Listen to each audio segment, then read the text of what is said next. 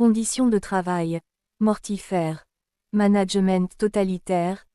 Alerte ignorée. Une plainte a été déposée pour harcèlement moral et homicide involontaire contre les ministres de la Santé Catherine Vautrin et de l'Éducation Elisabeth Borne pour dénoncer des suicides de soignants de l'hôpital public. Cette plainte a été déposée jeudi auprès de la Cour de justice de la République, CJR, par 19 personnes, des soignants et des veufs ou veuves, et vise également les infractions de violence volontaire ayant entraîné la mort sans intention de la donner et mise en danger de la personne, a annoncé lundi à l'AFP l'avocate des plaignants, Me Christelle Mazza, confirmant une information de France Inter et du Monde. Une source judiciaire a confirmé à l'AFP la réception de cette plainte à la CJR. Madame Vautrin, qui a une pensée pour toutes les familles touchées par ces drames, ne fera aucun commentaire à ce stade. La justice suit son cours dans l'indépendance qui est la sienne, écrit-elle dans un message à la presse. Madame Borne est visée en tant que ministre de l'Enseignement supérieur et de la Recherche.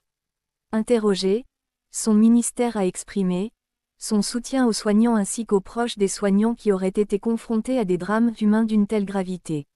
Le ministère a aussi réaffirmé son engagement à coopérer pleinement avec les autorités judiciaires.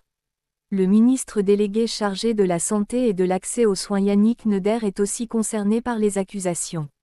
L'hôpital connaît une crise majeure depuis de nombreuses années qui semble s'être aggravée depuis environ 2012 à 2013, par l'application continue de politiques publiques néolibérales qui, malgré de nombreux signaux d'alerte particulièrement inquiétants, dont des suicides, n'ont pas été corrigés, bien au contraire, est-il écrit en préambule de la plainte. La dégradation des conditions de travail s'est accélérée depuis la crise sanitaire du Covid-19 à partir du printemps 2020, note Mazza.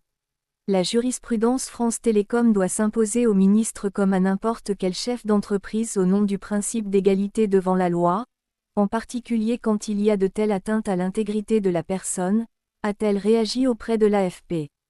2 anciens dirigeants de France Télécom, devenus Orange en 2013, ont été condamnés pour harcèlement moral institutionnel en septembre 2022 par la Cour d'appel de Paris. La Cour de cassation, qui a rejeté leur pourvoi en janvier, a estimé que les agissements visant à mettre en œuvre, en connaissance de cause, une politique d'entreprise qui a pour objet de dégrader les conditions de travail de tout ou partie des salariés aux fins de parvenir à une réduction des effectifs ou d'atteindre tout autre objectif, qu'il soit managérial, économique ou financier, ou qui a pour effet une telle dégradation, peuvent caractériser une situation de harcèlement moral institutionnel.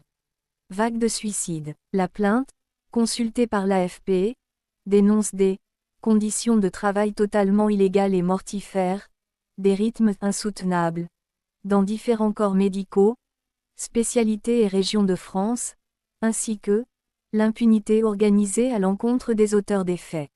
La mécanique d'emprise pour organiser illégalement le surtravail, réquisition de personnel, menaces, travail forcé en dehors de tout cadre réglementaire, ainsi que le management totalitaire et inégalitaire, sont également pointés. Les alertes remontées soit par dossier individuellement soit de manière systémique sont totalement ignorées, est-il précisé. Il n'y a eu aucune prise de conscience politique ni volonté de modifier le démantèlement de l'hôpital public.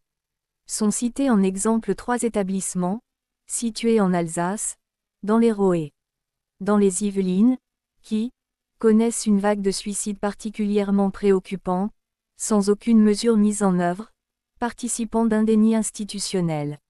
Un infirmier de santé au travail, qui s'est pendu dans son bureau en septembre 2023, a mis en cause dans plusieurs lettres, est-il relaté, le comportement harcelant de la DRH, Direction des ressources humaines, mais aussi l'organisation du travail dans un service totalement sinistré de santé au travail. 2 étudiantes infirmières se sont également suicidées dans cet établissement spécialisé en psychiatrie, selon la plainte.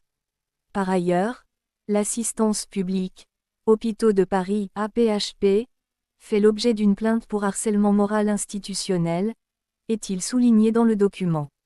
Sollicité par l'AFP, la PHP a indiqué de son côté que selon les informations à sa disposition, Cette plainte avait été déposée par 2 médecins faisant eux-mêmes l'objet d'une enquête interne pour des faits de harcèlement, suite à des signalements de plusieurs soignants.